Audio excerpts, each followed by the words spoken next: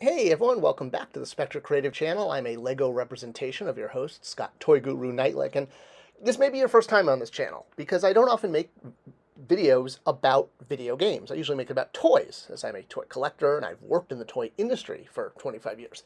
But I do like video games. In particular, I like 8-bit games. In particular, I like this 8-bit game. Favorite game of all time, no question. Legend of Zelda, I was there, got it for my birthday the year it came out, or maybe Hanukkah, theme of the holiday. But the point is, it was always my favorite video game. And while there's not that many toys for Legend of Zelda, I've picked some up over the years. And, I even abscommed with Pigman from Masters of the Universe that became my Ganon figure. All right. So, well, obviously, a video game is a different play pattern from toys and collecting toys. The engagement, obviously, and the thrill of accomplishment does have some overlap with toy collecting. The reason I wanted to make this Zelda video today is one of my favorite aspects of the game are the clues and trying to figure them out. Most of them are given by the old man, sometimes by an old woman, but usually an old man. And sometimes they're pretty clear. Sometimes, you have to do a little experimenting to figure out what the clues mean, like the entrance to level 7. Now, who is this guy, and why is he giving you clues? Well, there's actually two of them. It's two completely different sprites. The overworld and the underworld have different old men. Here, see, you can see them together. The one on the right is the underworld, and he has the pointy ears of a Hylian, or an elf, versus the old man in the outer world is more of a human. All right, so like I said, some of his clues are incredibly basic and simplistic to understand, but others not so much, and could have you burning trees all over Hyrule trying to find the clue. All right, so again, some clues had to wait until the internet came out and people, actually created programs to figure out that the 10th enemy gives you a bomb if destroyed by a bomb. One clue in particular has really stood out, and in my research on this video, I was going to do a video about all of the different clues the old man gave you, and this one in particular, in my research from level 1, has been very confusing, and there doesn't seem to be a definitive answer to what the clue means. So I said, hey, before I make a video about all of the clues and what they mean, let's focus in on this one. So one of the first things you have to understand about the clues is the translation. All of them were, the video game came from Japan, so they all had Japanese writing originally. So, for example, this clue from an old lady saying go north, west, southwest to the Forest of Maze. Kind of confusing, and that's because it's lost in translation, like the Bill Murray Scarlett Johansson movie. What she's talking about is the Lost Woods, and she's giving you the key to how to navigate them. Up, left, down, left. So the translation of her clue from the Japanese into English leaves a little bit to be desired, one could say. So that has to be taken into account for all the clues. So it really should be, go north, west, south, west through the maze forest is probably what it should say. All right, so with that concept in mind, let's look at the Eastmost Peninsula is the secret. And yes, peninsula is spelled wrong. So this wasn't just lost in translation, it's actually replaced. It's the only clue in the entire game in which the Japanese version has a different clue. In Japanese, on the left there, it says that you can only use arrows if you have money. Well, the bow is in the first level, kind of makes sense. It's giving you a clue on how to use the bow and arrow. But what does the Eastmost Peninsula is the secret mean? And what is it doing in level 1? Why did they replace the bow? Well, what's a peninsula, first off? Let's understand that. All right, there's lots of peninsulas. The Iberian Peninsula here, right? Florida's a peninsula. Anything with 3 sides that are bordered by water. It's like almost an island, but not an island. So if you were looking at the Eagle map, Eagle is the first labyrinth, there's sort of something that could be interpreted as a Eastmost Peninsula where Aquamanus and the Triforce are, if you thought of this as a dungeon surrounded by water. And yes, this is the goal, is to find, this unicorn dragon, slay him or her, and pick up the Triforce. But you know where this is when you pick up the compass and the map, so it's not really a secret. The idea that secret's in the Eastmost Peninsula. Plus, also, this isn't a peninsula. It's an underground maze. There's no water. So there's an interpretation issue, but the compass tells you where it is. You don't need that clue.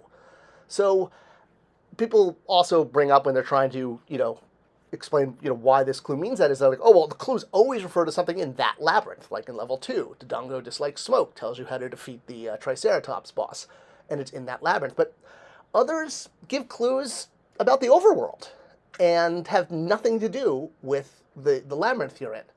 So That's precedent right there, is most of the clues you get from the old man are actually pertaining to the overworld.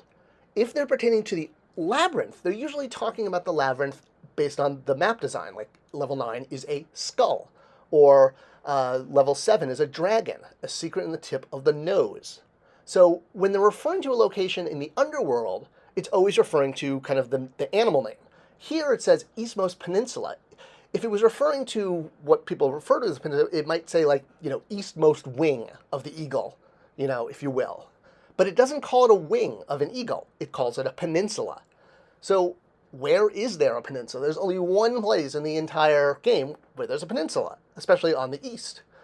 So knowing that we have the precedent that there are tons of clues in the labyrinths that pertain to the overworld, and we know what the definition of a peninsula is, so therefore we can apply both of these pieces of knowledge in a scientific method and deduce that the peninsula that the man is talking about has to be here, because otherwise he would call it a wing, because in the underworld they refer to the animal parts like the skull eye or the nose. All right, so there are multiple things in this peninsula area that could be considered the secret. So this is also why people bring it up. There's a money-making game. Is that really a secret? It's right there. There's this cave where you get the letter to show the old lady to buy medicine. Is it a secret? Well, the cave's right there. It's not hidden. You don't need to bomb or anything. You just climb a ladder. So, and that's not a secret either. Then there's this dock, and when you take a raft across the dock, when you have the raft, then you get to a hidden island that has a heart container on it. So, a lot of people say, oh, that's what they're talking about. So look at all the secrets in this peninsula. There's a heart container, there's a money-making game, and there's a map, or a letter from the old lady. Well, no, I'm making the case that none of these are the secret. I mean, the dock, when you see a dock, you know that you can use your raft, so that's not really a secret. But there is a spot on this map that's a secret. We know it's a secret because of this sound. When you hear that sound, you reveal a secret, like identifying the entrance to level 7 and 8. You get call it the Zelda secret reveal music. And that's because you can walk through a fake wall above the money-making game right here, and you get the sound. And then you appear in a screen that you can otherwise not get to, where you can get 100 rupees. The reason this qualifies as a secret is because, well, it's a fake wall. All of the other 100 rupees are things that you burn a bush to get it. So it requires a tool, a candle. The one in the Eastmost Peninsula is a secret because it doesn't require the candle or a bomb to get to. You have to walk through a fake wall. It's the only fake wall in the first quest. So that is the secret. That is what the man is talking about. The Eastmost Peninsula is the secret. Again, it might be has a secret would be better, much like things lost in translation. But because we know this replaced the clue about the arrows costing money, well, from a brand manager standpoint, I can tell you that, yes, when you have something at market and you see that it's not working, well, you're going to adjust it. We know that any clues in the labyrinths reference the name of the labyrinth or the animal name. So it doesn't say wing, it doesn't say go to the eagle's feathers, it says go to the Eastmost Peninsula. And that is the secret. Once you eliminate all the other possibilities, he's not talking about the name of the map. There's only one peninsula, and there's only one place where you get the music sound effect of a secret on the peninsula. And that's the answer.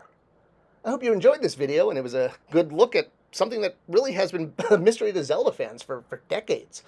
I made this video because I couldn't find this information out there otherwise. It's always argued back and forth what this clue means, but I'd like to say we solved it.